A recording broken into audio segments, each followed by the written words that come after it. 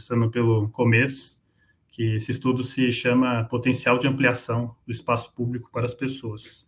A gente fez uma análise do leito carroçável, ou seja, da parte da via em que os carros andam, antigamente eram as carroças, hoje é do leito carroçável, que é considerado excedente com dados da cidade de São Paulo. Como a Camila também já adiantou, esse é um estudo feito em parceria do Instituto Cordial com o Movimento Inovação Digital, que à época de finalização do estudo ainda se chamava ABO2O, Associação Brasileira do Online to Offline, então por isso aqui está o nome anterior da mídia, e esse estudo é uma sequência, é o segundo de uma trilogia até então, de estudos e discussões, né, que buscam pautar o debate público com relação à distribuição do espaço público com dados da cidade de São Paulo. Então, esse é o segundo estudo que está apresentado aqui em primeiro plano. E, bem, avançando aqui, vou passar um pouco pelos objetivos desse estudo, depois percorrer um pouco da metodologia e, por fim, alguns dos resultados, para a gente pautar um pouco da nossa discussão. E primeiro, começando pelo desafio desse estudo, né, que a gente busca aqui ampliar e aprofundar a compreensão sobre a distribuição dos espaços públicos, né, a forma da estrutura viária e das dinâmicas de mobilidade na cidade de São Paulo. E com isso a gente busca contribuir para qualificar os debates sobre políticas públicas, as ações e as intervenções voltadas à mobilidade e à segurança viária. Então, essa é a tônica desse estudo, né. E com isso, o objetivo sendo um pouco mais específico, né, a gente busca chegar numa primeira estimativa, né, do potencial de ampliação do espaço público urbano, por meio da identificação desse leito carroçável que pode ser considerado excedente. E isso eu vou conseguir falar um pouco melhor para você mais para frente, e por meio de dados do município de São Paulo. Então, como que a gente busca responder essa pergunta, né, ou melhor, ou perseguir esse objetivo que eu acabei de apresentar para vocês?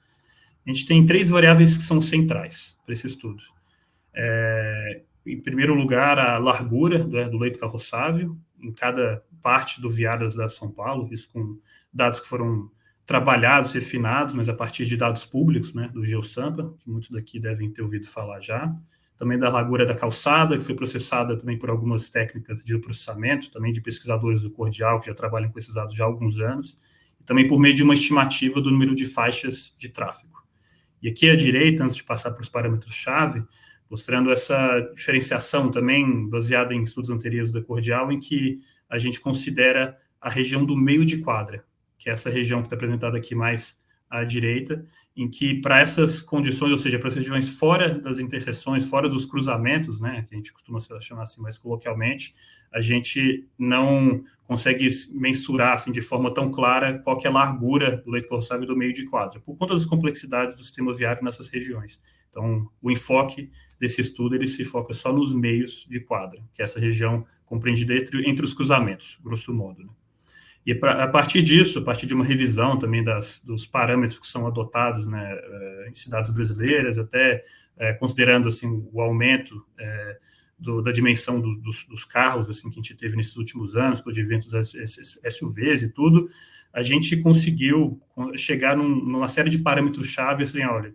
pelo menos essas dimensões as faixas de tráfego devem ter, né, considerando uma faixa de ônibus de 3,20, uma faixa de tráfego geral de 3 metros, e, por fim, também dados de infraestrutura cicloviária e largura mínima de calçada. A gente considera aqui um parâmetro de 2 metros, que é um pouco acima, né, do que é considerado em alguns manuais, mesmo da cidade de São Paulo, né, do próprio Manual de Desenho Urbano da CT, mas aqui a gente considera, grosso modo, para a gente considerar algumas partes dos critérios que eu vou apresentar mais para frente.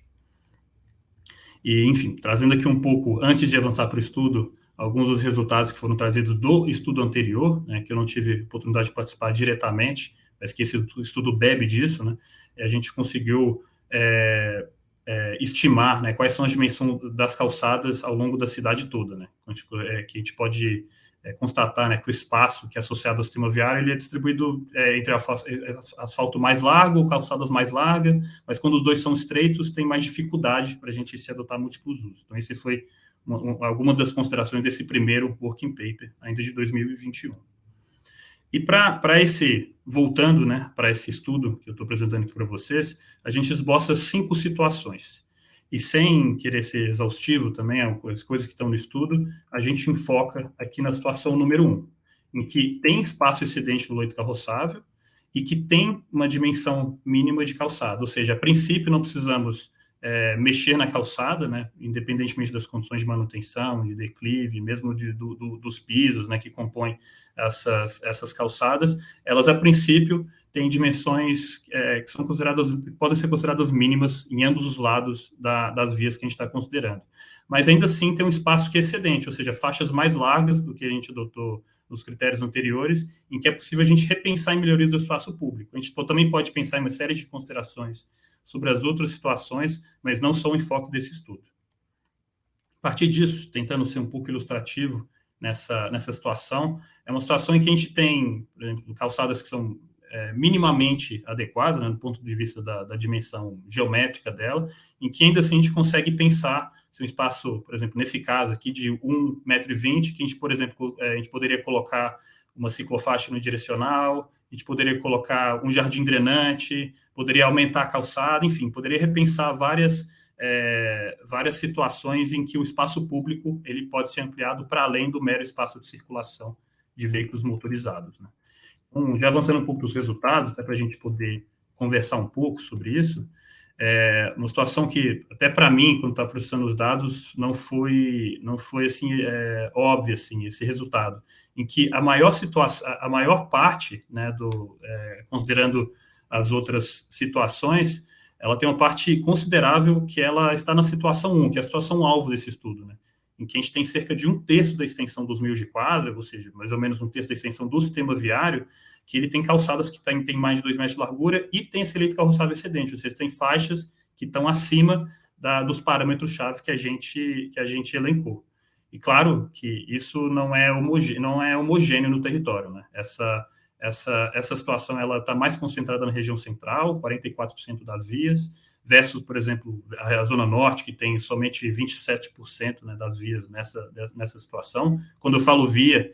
relembre que é meio de quadra, mas eu vou misturar os termos para facilitar também a interpretação do estudo. E também, quando a gente compara entre centro expandido costuma, ou seja, dentro do mini anel viário, né, que a gente costuma chamar de região do rodízio, a gente também tem uma concentração maior dessas regiões comparado às outras regiões, né, as regiões fora do centro expandido.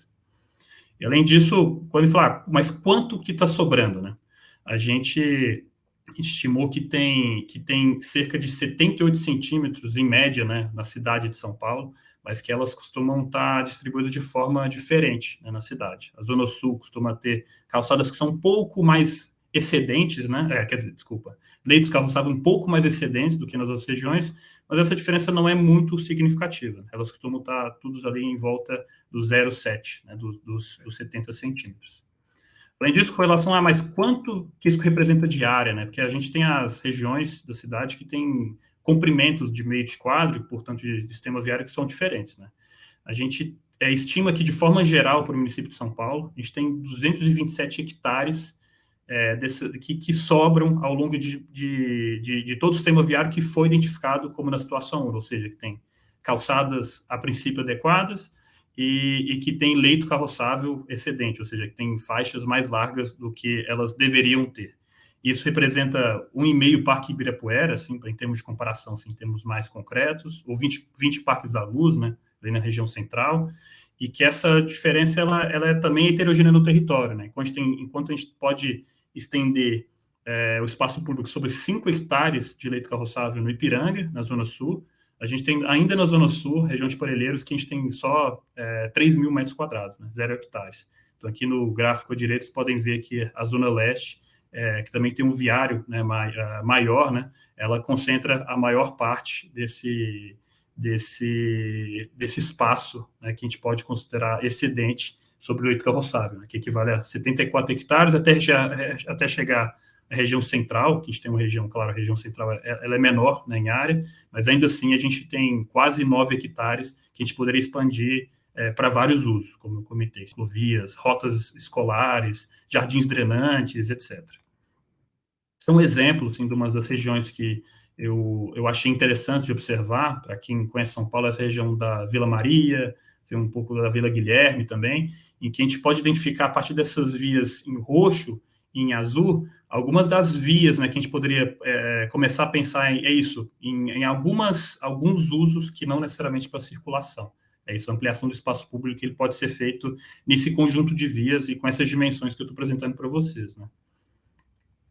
E, por fim, também, indo já para a finalização dos resultados do estudo, a gente também fez alguma comparação, em termos estatísticos, de algumas variáveis da situação 1, ou seja, da situação alvo desse estudo com as outras situações, e que a gente percebeu que a situação ela é relevante não somente para a ampliação do espaço público, mas também de segurança viária, visto que a maior parte dos sinistros, né, em várias ocorrências, ele costuma ocorrer nesse tipo de situação, né, ou seja, nas situações em que tem espaço excedente, né, no leito carroçável e que as calçadas estão, a princípio, adequadas do ponto de vista geométrico. Gosto de frisar isso. A gente está falando que as calçadas estão ok, estão adequadas, mas desse ponto de vista geométrico a gente considera elas adequadas e para essa análise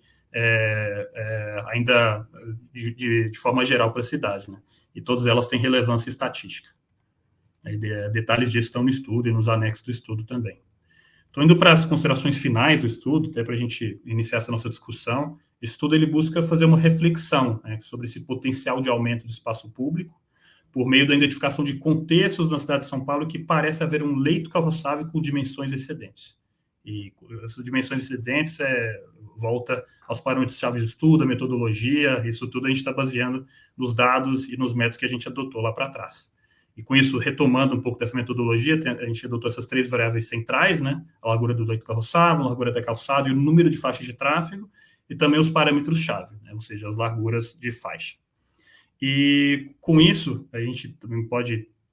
traz um pouco dessa discussão de que o estreitamento das faixas de tráfego, que é por meio disso que a gente tenta propor essa ampliação de espaço público, ele pode contribuir para moderar a velocidade do tráfego motorizado, né, não só pelo estreitamento de faixas, mas pelos outros usos que podem ser promovidos para além da circulação de veículos motorizados,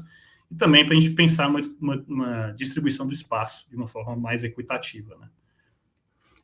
Por fim, retomando esse número, né, desses 227 hectares disponíveis, né, por meio de intervenções viárias, a gente pode fazer várias alterações. A gente pode começar a pensar, né, em vários usos, né, dessas vias que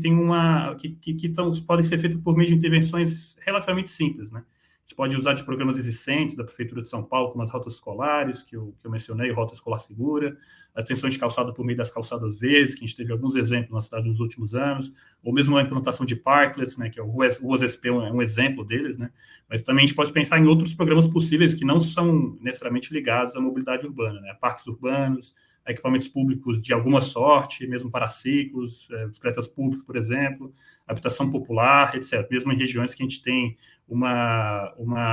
que tem dimensões consideráveis, assim. E, por fim, os próximos passos desse estudo, a gente pensa em conceber propostas específicas, né, para esses lugares, por meio da identificação de algumas zonas que são candidatas para uma possível ampliação do espaço público sobre o leito carroçável excedente. A gente também pode os segmentos desse estudo passam muito por uma discussão sobre o impacto do estacionamento sobre o leito carroçável, que essa discussão não foi feita, né, nesse estudo. A gente não prevê nenhuma mudança de uso das vias, realmente é o status quo, né, da mobilidade, que ele não está sendo discutido, então, para ver que são estimativas conservadoras, né? Esse um dos exemplos disso é repensar, por exemplo, a distribuição do estacionamento na cidade. E, por fim, também a gente pode incorporar a questão das motocicletas, né? Uma forma de ocupação das vias que ela é distinta das faixas de tráfego que a gente está adotando aqui, né? E considerando que essa é uma presença cada vez mais prevalente no tráfego das nossas cidades, né? E, por fim, gostaria de agradecer, analisando aqui, apresentando de novo os parceiros, né, desse estudo, os realizadores desse estudo e o título, e eu gostaria de agradecer vocês. Muito obrigado pela atenção.